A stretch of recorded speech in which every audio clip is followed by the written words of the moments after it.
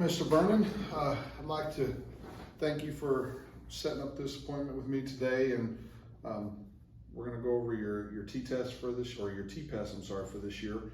I think that as a campus this year, you guys have done an outstanding job considering the logistic nightmare of having a split group of students with your 6th and 7th graders at one campus and then your 8th graders actually integrated into the high school setting.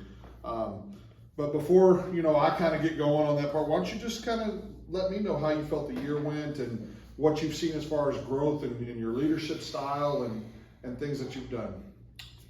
The year has been productive, successful by every measure that I could throw at it. It has been challenging this year.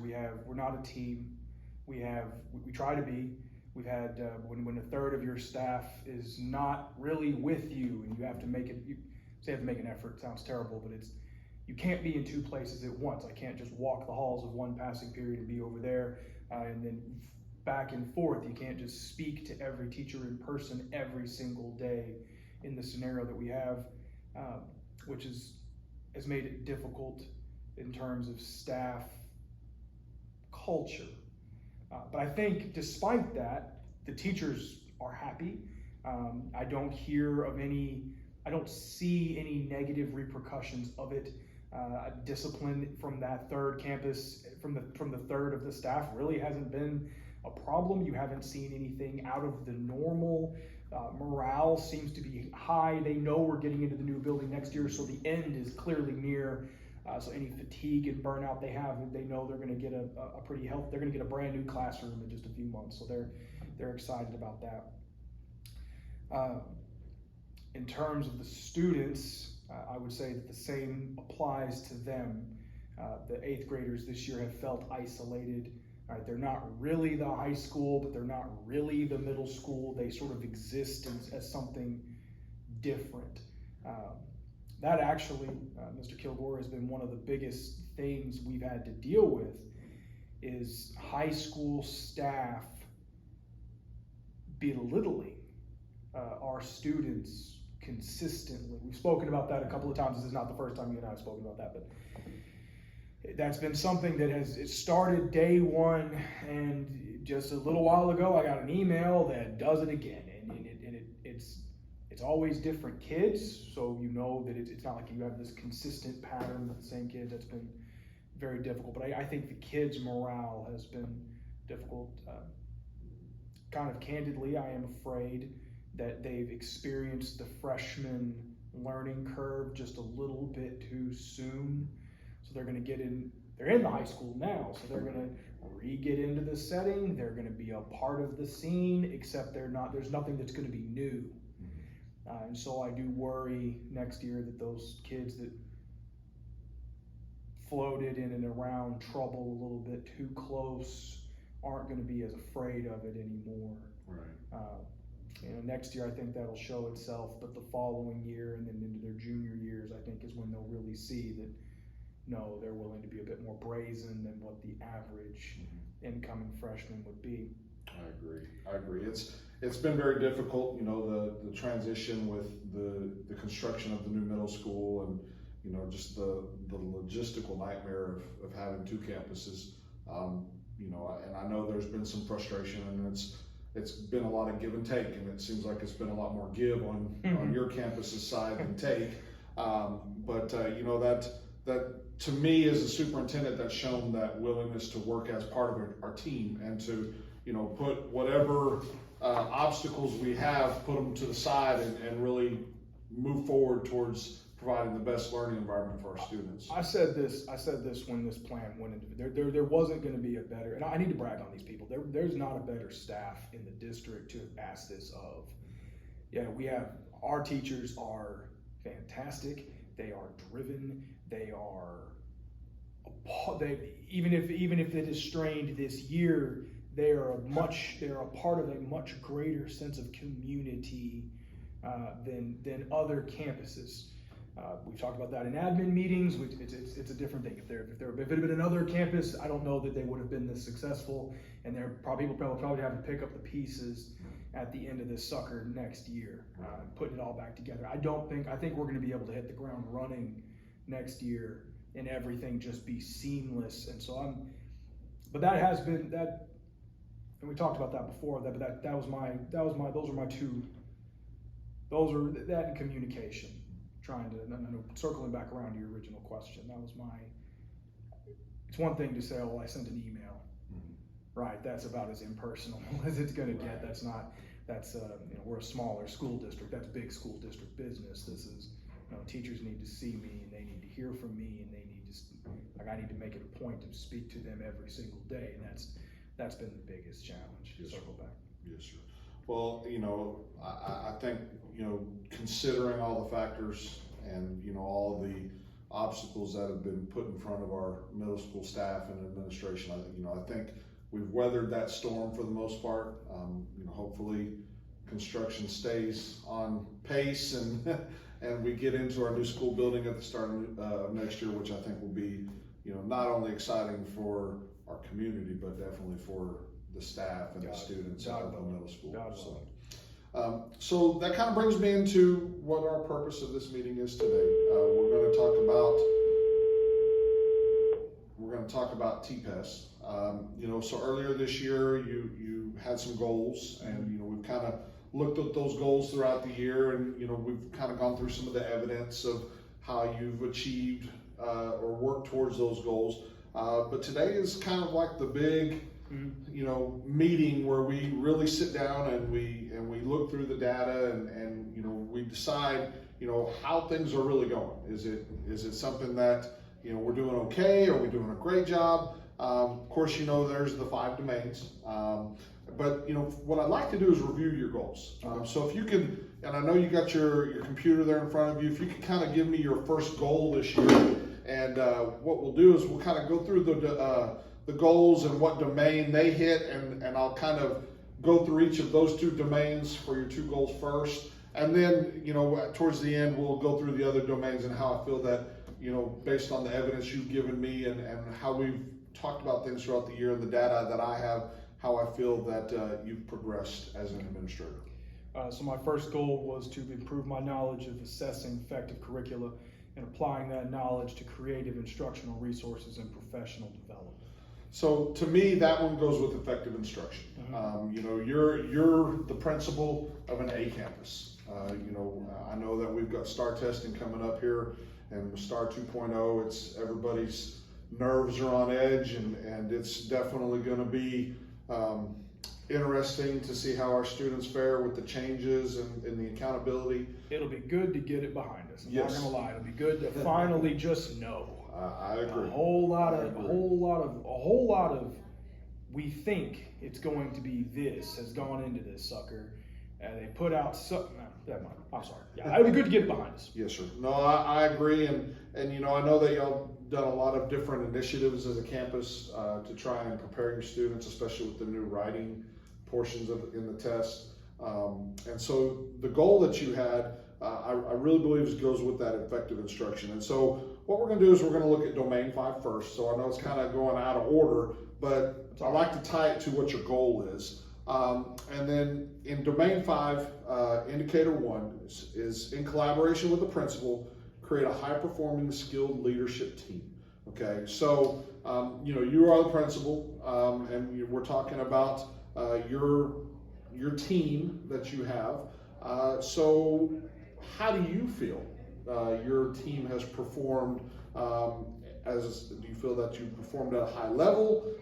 Do you think y'all work together as a group, like a true team would be, or has it been individuals going in different directions? I'm going to hang my hat on this one. I think everybody rode the boat this year. I think we all understood from the start that this was going to be a challenging year. Forget the physical challenges of it, right? Like the resources or the technology issue, all of those things. Some of those things come normally anyway, but in our case, they're exacerbated. Despite that, irrespective of that, I think everybody got on board really quickly and recognized this year's, especially the ELA test, was going to be significantly harder. They're adding writing back into the social studies test. They're adding writing back into the science test. It had never been there before. all of those things we recognized at the start, and everybody got on board. We had started a writing initiative very early on. Simplistic at first, but has very quickly geared itself up to where they were writing short answers, long expository answers in all of their subjects. I saw more cross-curriculum work this year in all of the observations than I've seen ever before. And it was remarkable when teachers would plan. This was effective. This was actually a bragging moment. I was in my 6th grade hallway, and I was listening to my 6th grade social studies teacher talk to my 6th grade ELA teacher. And I remember her saying, I won't use their names obviously for this person, but it was, okay, Miss ELA teacher, this is exactly how I have it structured. Do you like this? And I watched my ELA teacher read over it, loved it. And she said, all that does is reinforce what I'm doing. Now, it was for social studies, and there's no 6th grade social studies test, but that cross-curriculum planning and work, even though it took place in the hallway at a passing period, but that incident is not isolated. And it's amazing to me to watch them all gear up and say, no, we're not going to let anybody flounder here. We're not even at the lowest levels.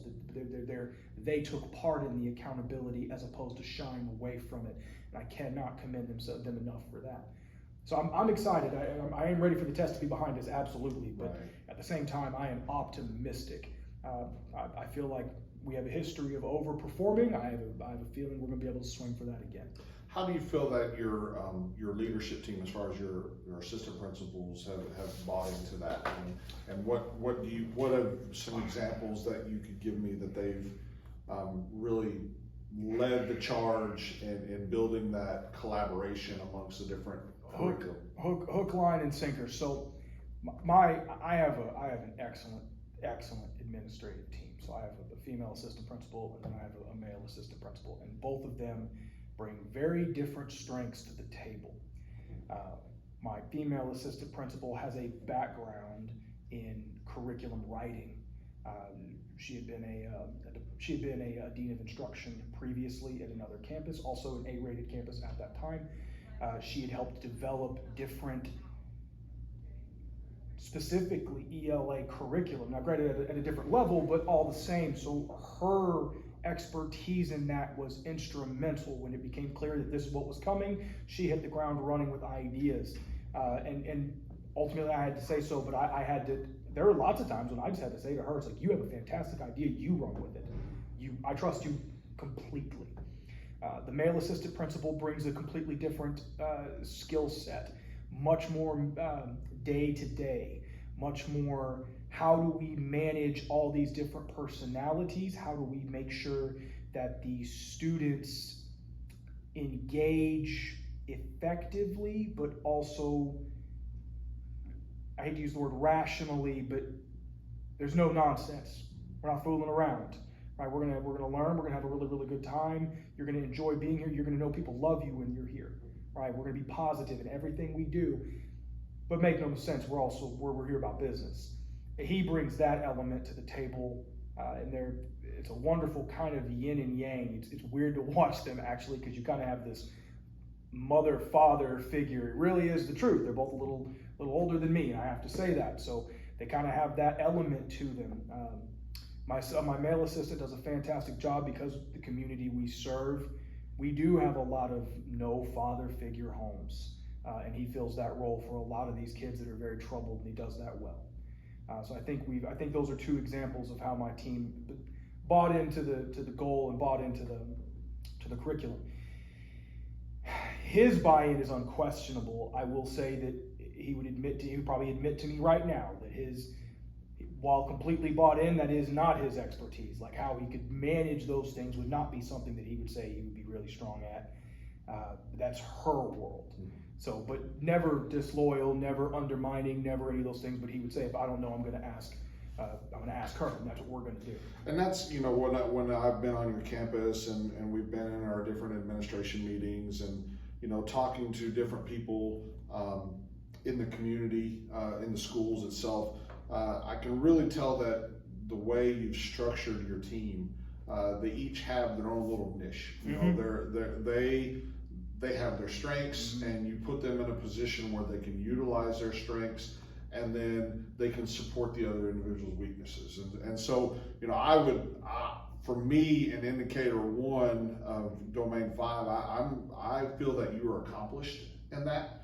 I feel that as a campus, you've built a team that recognizes what needs to be done, and you're able to put those individuals in charge of what they can take care of. You know, what their expertise is, what they're good at, while at the same time you also have been able to mentor them and to teach them things that they might not be as good at. So you put them in situations that they might have struggled in the past, and you've mentored them from what I've seen, and you've guided them to become better in curriculum or discipline or culture or what have you. So me personally, I rated you as accomplished in indicator 1, because I do think that you have a very good leadership team, and that y'all are all, like the analogy you used, you're all rowing the boat in the same direction. And the proof is in the pudding, so to speak. Yes, sir. You know, you're an A-rated campus, and I know the scores for this year we won't know until later on, but you guys are definitely going to be a highly rated campus again, in my opinion, no doubt. We're going to battle with the best of them, sir. Like Yes. I said at the start, I'll put my administrative staff, I'll put my teaching staff up against anybody in the state. Let's go to work, and I believe that. So thank you for that. So, you know, one of the things in domain 5 of effective instruction is basically supporting the development of objective-driven daily lesson plans. And I know in your goal, you talked about the curriculum and developing that, and we've talked at length about the new STAR 2.0. Yes. So kind of give me some data, some evidence of how you have supported development of objective-driven daily lesson plans. So it all starts with STAR. So when TDA put out the new STAR guidelines, it obviously didn't change the TEKS, but it did address that they would be tested not differently, but call it a change up for a sports analogy. What would have been multiple choice in the past might now be assessed through short writing, things of that nature. And so we started there. And again, we put a very big emphasis at the start of the year, as a big focus right away. Day 1, when we came back, we said, guys, we're going to write in every single class. I don't care if you're a technology class. I don't care if you're a business management class. I don't care if you're, I don't care. You're the health class. You're going to write how we need to write for the STAR test, and that's how it's going to be. So when I ask for lesson plans, and I'll be the first one to tell you, my lesson plan requirements are relatively simple. I think that if I think I'd rather have teachers spending 35 extra minutes a week, 40 extra minutes a week, either assessing what their students are doing, as opposed to filling the blanks of this elaborate lesson plan. So we're not doing any Madeline Hunter type of stuff. It's just not super effective for us. But the spreadsheet that I do use is basically as follows. What TEK are you using? What are the TEKs that you're testing for that day? What day are you doing it? I need to see that. It looks like the spreadsheet looks like a calendar. You've seen it. It's dates across the top. We have TEKs that are being assessed running across the next row. And then in there, specifically, the question is, how are you going to demonstrate it in writing? And every single day, they have something that says, this is what we're doing and this is how we're doing it. It doesn't take them any more than about 25 minutes or so to fill it out for the weekend. Every now and then I'll get a teacher that said, hey, I had a really, really bad lesson. Something went wrong, and so like it does. Good teachers recognize that, and so they know how to adjust. And so they will tell me, like, hey, I'm going to adjust my lesson plans this week because I need an extra day for this. Didn't anticipate it. And I'm perfectly fine with that. Right. How do you provide feedback? Do you provide it on like the lesson for a plan? week? Yes. Is it on the like lesson a plan? weekly basis? Is it a daily? I mean, I know daily is probably this is not teacher, as- this is teacher by teacher, this is teacher by teacher, case by case. So I have a math teacher that is the best math teacher in 8th grade in the region. It's not close. You can Google the scores, back it up for years. So for her, I'll look at her lesson plan, and I will say, Miss Math Teacher, I see you're doing this week. You know, I'm probably going to be I'm wandering around the building. Do you care if I come in on that day? It looks fun. And she'll tell me yes.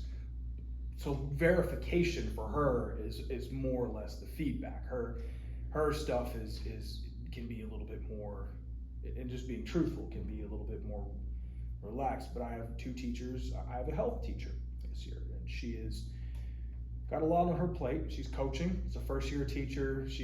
But not a young woman by any means. She's a mom. She's a mom of 3. She's a little older when she started her career, so her understanding and what my anticipation expectations from her are. So like my version of having her. So how I would have her do that is, one, her and I are going to meet, and we had the entire first semester once a week. And it could be very simple. It didn't have to be, hey, you need to come into my office, or I need to go in your classroom. It could be, as we're walking by, I'm going to specifically bring up her lesson plans for the only reason to let her know that, hey, it is expected that I'm going to know what you're doing in your classroom. I'm going to ask you about it. We're going to have that built into the system. So there's that level of accountability there. But if I read something that I'm like, hey, you feel like you've been doing that a whole lot. Like, why are you doing that a whole lot? When I observed you, that's not quite what you were doing. Why did you make the change? What did you see that merited that change? Did you, and again, everything is ELA driven in this particular case. You got to be able to expound and explain. And I said, so how is that relating to this better? Show me the data. Right? And that's when we'll go in on her conference period and we'll speak about it and we'll go from there. That's how I've done it with those. And it ranges. Teachers that are in the middle of all that. We have those, right? We have elite teachers, got them. And we have teachers that are somewhere in the middle. So the ones in the middle are something in between all that. I'm trying to think of a quality example. I have a social studies teacher who we moved content. She was an ELA teacher prior. She did some advisory type stuff, which was fantastic for her, but we moved her into a 6th grade social studies role. And she'll tell you the content side of things was very difficult for her, and she had trouble generating lesson plans where I'm going to correspond my TEAC with what exactly that I'm going to do, and then how that's going to facilitate with writing, right? Like, how am I going to assess the TEAC, essentially? And so her and I, but she knew how to teach. She was a quality teacher. So like like what she wanted to do was quality. How she wanted that to specifically relate to the TEAC was a little more difficult. So for her, it was coaching her. And again, I was a history teacher, so this was a little bit more closer to home. So I was able to help her hone activities and hone different patterns of teaching, right? Are you familiar? Have we ever talked about Project Chris? Yes. So I kind of, that power teaching, that 15 seconds on, 10 seconds off, real high energy, it works for her. But she was able to adapt to that pretty quickly and then turn that also into a writing rule. And I think that, as I look back at the data and I look at benchmark scores that, in our administrative meetings y'all provided to us throughout the year, I agree with your assessment on, how you've had your teachers submit lesson plans and that feedback you've given them, and we're seeing it in the scores. We're seeing that your students are having success on release tests and possible test questions, which is another reason why y'all are an A-rated campus. So the way that I have scored you is, I feel that you're accomplished in indicator 2, because you do actively participate in the lesson plans and the feedback to those staff members, those teachers, and the big thing is the feedback, because you're, from what I've witnessed and from the data that I've received, you're constantly giving the teachers the feedback they need in order to make their lessons better and to make their job better. One of the things, I have a fairly decent mentor. One of the things that he told me was very early on, if you're going to require teachers to do something, let them know that you're reading it. I know that sounds so cliche. It sounds, it sounds terrible, but we were both teachers at one point, and it always felt like I did a whole bunch of lesson planning, and I don't know that, but I can see in the digital file that nobody ever looked at it. So what was the point? And I have made an effort to ensure that nobody ever felt that way. I agree. I mean, I think once again, using the same verbiage, the proof is in the pudding. I mean, what you're doing within your campus and your leadership team is working. You have a tremendous staff.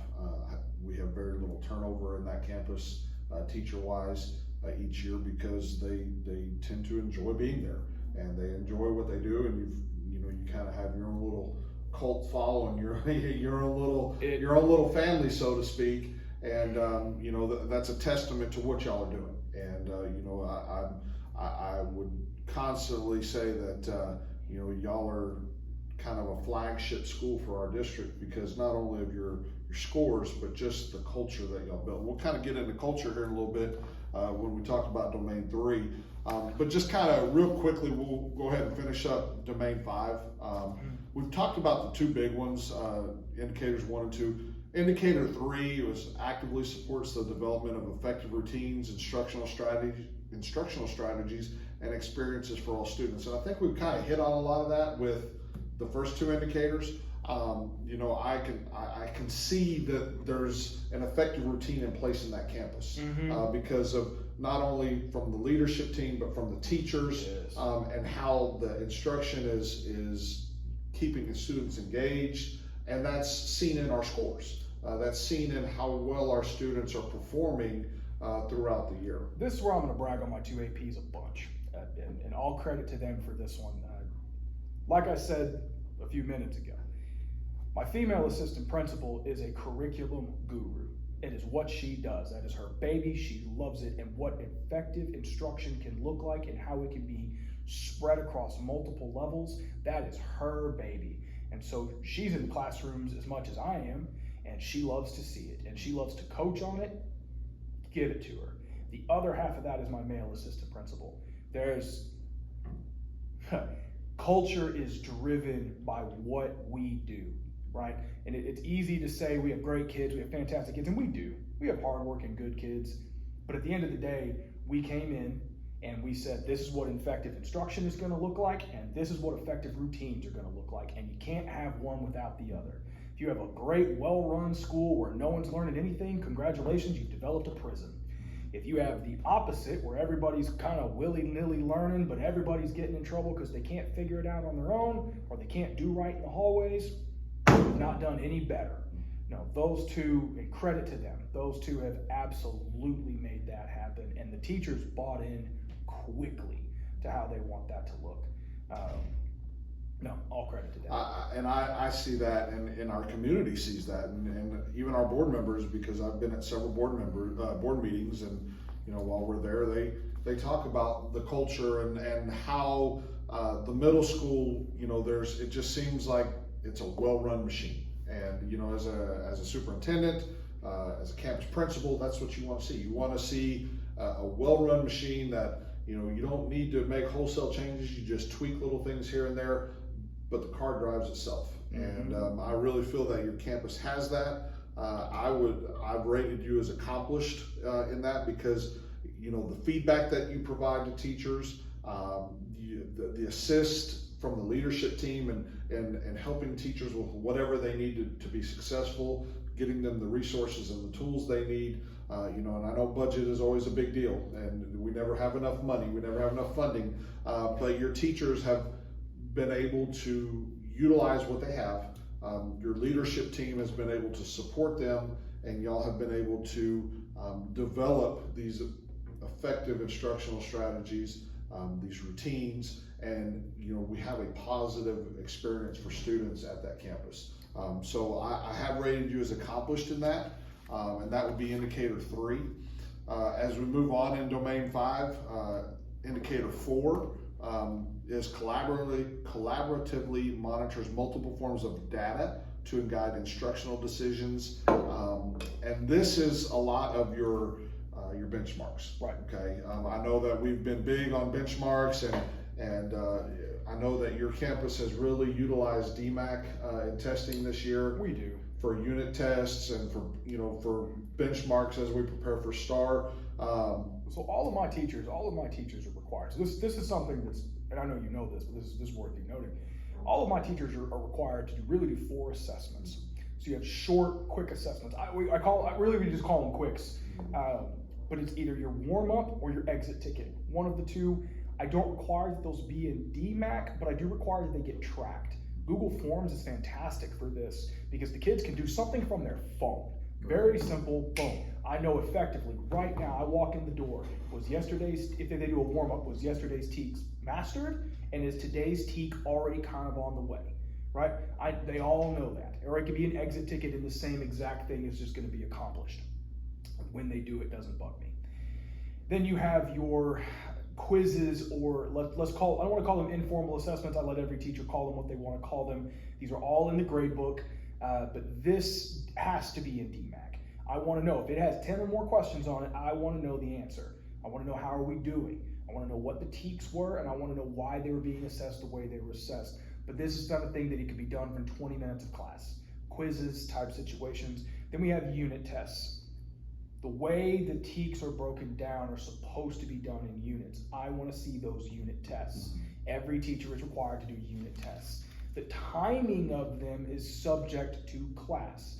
My 6th grade ELA, for example, only has 4 units. So if she told me that she only gave 4 unit tests, that's par for the course. If I have a teacher that says, no, I'd like to chunk it a bit more and either split that up into thirds, split that up into halves, however they like to do it, I'm fine with, so long as we can still see the results. And then we have the benchmarks. We have formative assessments at the very end of it. And we're using all of the benchmarks are based off of what it sounds like. They're former STAR tests. So how do you have your teachers look at that data? Give me some examples of that. Well, because of the size of our campus, it's really one-on-one. So localized assessments, because it's on DMAC, and I know I can't look at every single test. It's not going to be doable. But I meet with every single teacher at least once every 6 weeks to talk about where we are, where they think they should be. Are they on track? Are they not? And then we talk about, if not, what do we need to do? What can I do to help them? Do they need more time? We have an advisory built into the schedule. Is it kids that need to come in for specific tutoring? Right, we built that for 45, but there's kids who don't necessarily need that. So I got a 30-minute block of time in my schedule where we can pull and we can do that with them. So I give them options, we give them opportunities to kind of to work with that. With the benchmarks, I go over the data with them right then and there. So we're gonna benchmark, we're gonna meet, and we're gonna say, okay, this is where we are. For example, we're going into an ELA, she calls it the ELA boot camp. They all do. All of my ELA, I keep going back to ELA, but it is the biggest one this year. All my ELA teachers are calling it the ELA boot camp. They have finished pretty much where they wanted to be. They said they were at 95% or whatever through their TEACs. They have one last little week this week to push through. Next week, they're going to start their boot camp leading into the 3 weeks before STAR. And they have a plan for individual students. We sat down, all 3 of us, in a room.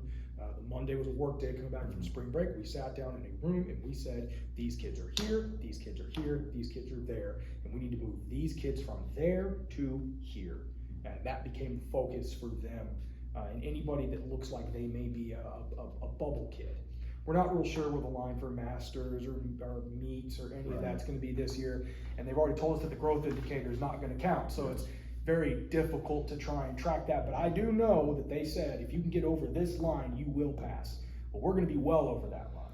And so we do that. I do think that, you kind of hit on some things that, and this is, I did mark you as accomplished in that, because I know how you have really made time to work with your teachers and PLCs and I know there's been times where you've even given them like a half-a-day sub. I've done that. Where you brought your department together to go through the data, and like you said, where you're marking those individual kids and you're going back and your teachers are working with you to identify those kids and what they need in order to be successful on that state test that's coming up here in the next few weeks. So I did grade you accomplished on that. Which leads me into the last domain indicator in domain 5, which is 5.5, assist to leverage resources to respond in a timely manner to all students' needs. How do you feel as far as using those, leveraging your resource and fitting it into students' needs? How do you feel that you've done with that this year? Yeah, I'm going to ask you to help me define resource a little bit. If you mean me, how am I helping the kids individually? I'm thinking as a campus, like how are you taking what resources your campus has and getting them to the students? Our resources, right? It feels like we're going to circle back here. Our resources are unique because of the split campus, and it's very difficult. You know exactly what it is. One campus is, if you're at the high school's brand new. So you have smart TVs, you have spacious things, you have these modular desk configurations that can be, we're gonna do lines, or we're gonna do circles, or we're gonna and all of those things can facilitate different learning structures, right? We don't think of desks as a resource, but that is a remarkable thing. I could put all the desks against the wall and use the free floating chairs, and we could actually have just almost round robin conversations. A Socratic method could be developed very quickly at the high school in any class. Go to the other campus, and it's a little older. And by that I mean a lot older. You know this. One side of the building I think was built in 1964, and it looks like it, and the other side was built in 85, give or take, and looks like it. Feels like it. Technology is sparse, desks are older, and the teachers have not made a single excuse yet, so they change what they do. My art teacher, I'm going to brag on her for a minute. In a world where things probably couldn't ever be allowed or moved anymore, she decided that in her entire older side of the building, this back window wall that was exposed to this courtyard, outdoor courtyard, where the sunlight early in the morning will roll right through her windows. One of the first art projects she did was she had all the kids do this like paper mache stained glass deal. So her art room early in the morning for the first few periods is all types of different art, and it will be there when she leaves for whoever comes into the room. We're not going to use that next year, obviously, but it's just very nice. And I know that sounds interesting. This is different. I'm going to go a slightly different angle with you, because how does that help my kids? If we're sitting here talking about the age of the building, they're talking about the age of the building. They're going to go home and tell their parents that, Mom, that 1961 toilet just, we're not real sure. But what they could also do is go home and say, but no, the teachers put up different types of tissue paper, and the building is pretty, and I feel good when I'm in the room, and I'm happy, and I know that the teachers did that, and my other teachers took after her. Right.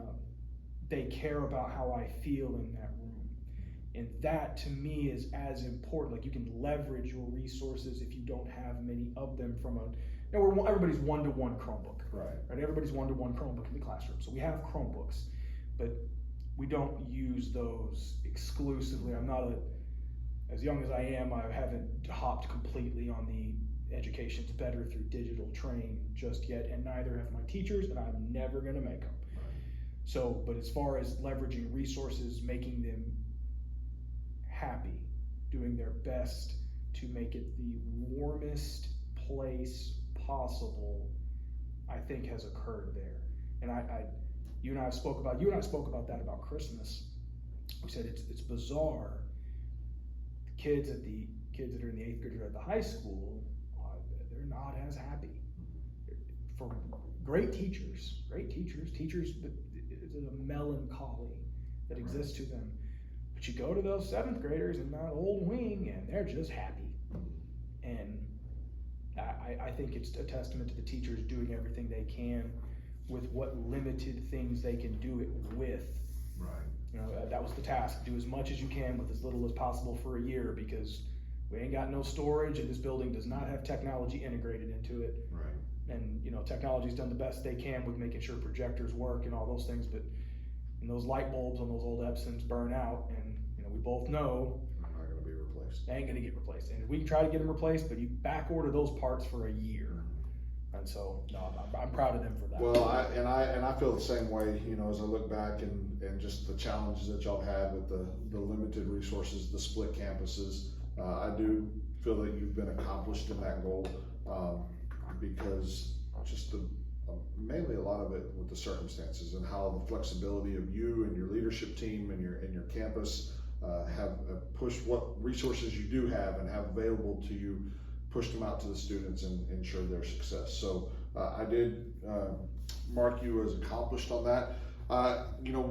Just because we're kind of limited on time here in this interview, I want to talk about domain 3, which is positive school culture. Of course, here in Ingleside, we have that motto, come be part of the family. Mm-hmm.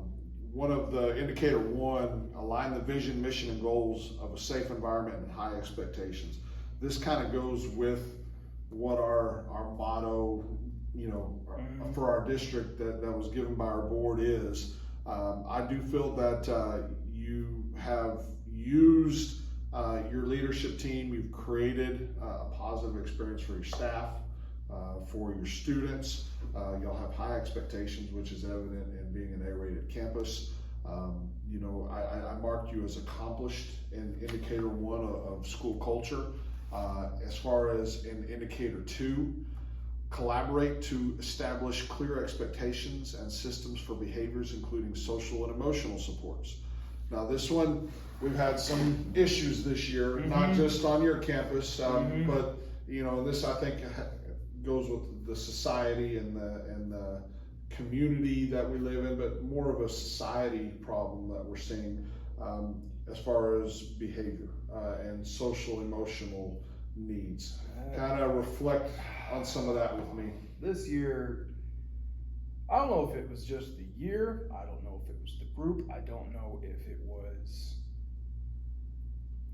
it was the settings, but I spoke earlier that I felt like my 8th graders were growing up a little too quickly. They posed more problems than, and I've just, in fairness to the group, it is a consistent group. It's not like I got 147 of them. It's not like it's 145 just willy-nilly doing something goofy.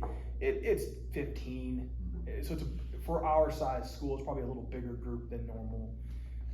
And it's funny, the kids that got in it, and it's so hard. It was, I'm sure you're like me, you follow motivational people. Dave Aranda, head coach at Baylor, he had just said that, you have to balance, do I do what's right? Do I give the kid another chance? Do I don't want to say make an exception, but do I be particularly understanding for this instance, even if I know it's at the detriment of the program?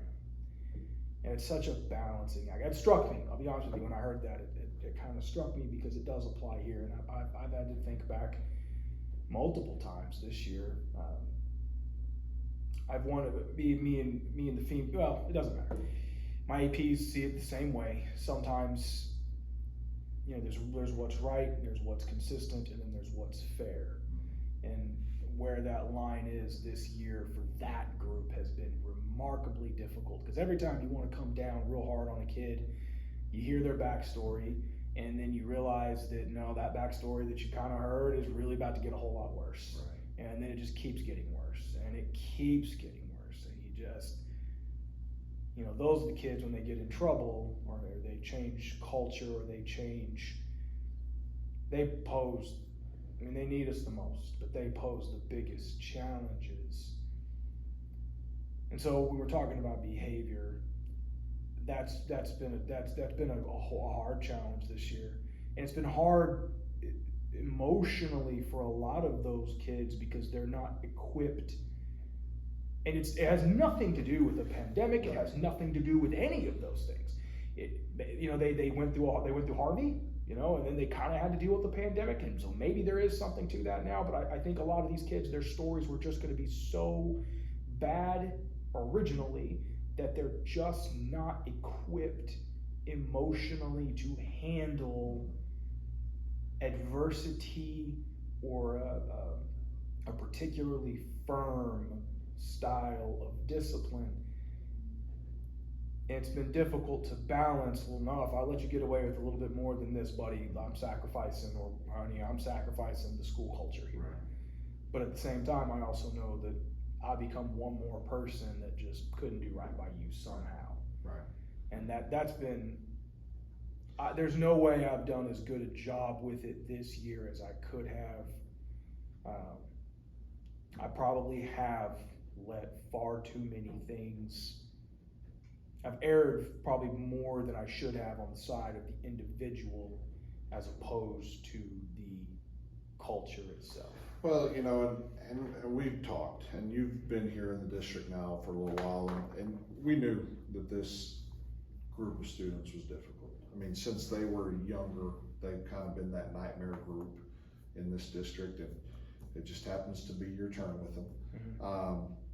You know, I would agree that there's some things that we could all have done differently along the way. Maybe if we were more proactive with things when they were younger, it wouldn't be like what it is now with this little group of students. But it's not something that I think you need to, I don't ever want my administrators to take it personally. If they, you know, if a group is just giving them or their staff a hard time, it's not a reflection of your leadership. It's not a reflection of poor leadership from your administration. Right. It's just, you know, there's a huge combination of factors, and part of it is just these are some difficult kids, and no matter what we do for them. I mean it more in a, maybe I wasn't clear. I mean it more in terms of the balancing act of it. It is a hard group. They're going to be a hard group next year. Sophomore year, they're going to be a hard group. And God willing, whenever they get to the top end of this sucker, they're going to be a hard group. And then, you know, hopefully they grow up and they become productive members of the community. But I mean that as a lesson for me is that, you know, they're not the first hard group. They're not going to be the last. And so I have to reflect on what was the line and where exactly is that, and why did that child get something out of me, or why did that child let me say you might be more important than the culture at this moment? I have to reflect on that and say, was that the right call? Right. And you know, I agree with you wholeheartedly. I think that overall, your campus has done a great job of managing and trying to cultivate more of a positive culture with this group of students. But like you said, there's always room for growth. And so if there was anything in domain 3, I think that would be the one that I would probably mark proficient. Not that proficient is bad. I mean, proficient, remember, is rock star. I mean, that's the standard we want. But I do feel that you do have some accomplished aspects of that, you know, as far as embracing the diversity and trying to be creative in some of your restorative discipline measures. As an administrative team, I've seen y'all try different methods to get those students back on track. Sometimes it works, sometimes it doesn't.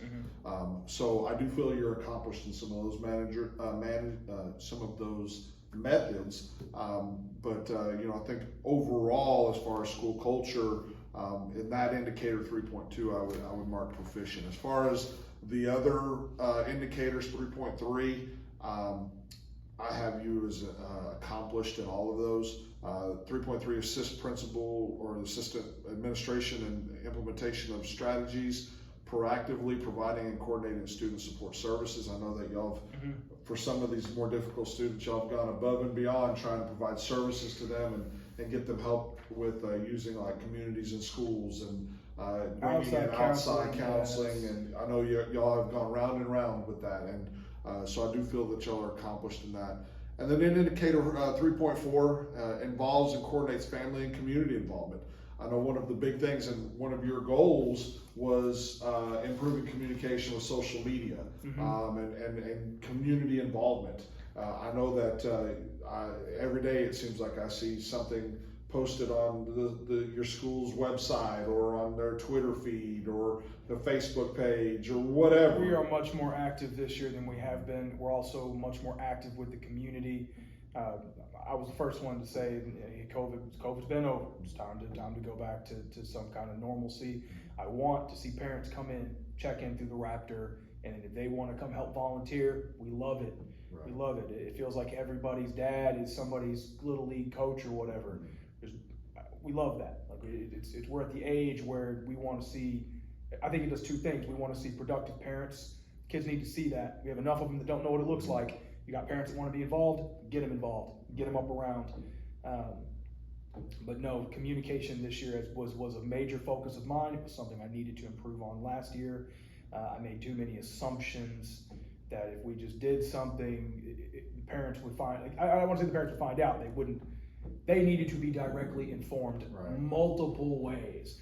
And so the use of text messaging and thread share and all that. I do feel that as a campus, I mark that as accomplished. I do feel that the community is aware of what's going on in your schools.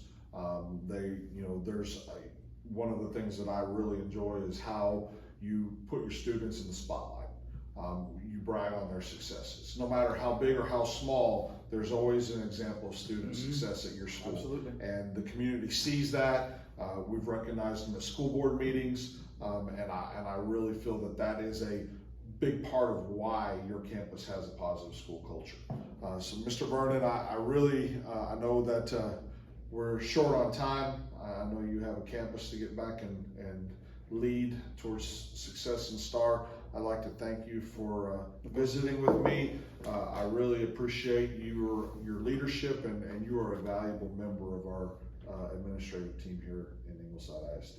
Thank you so much. Thank you. 55.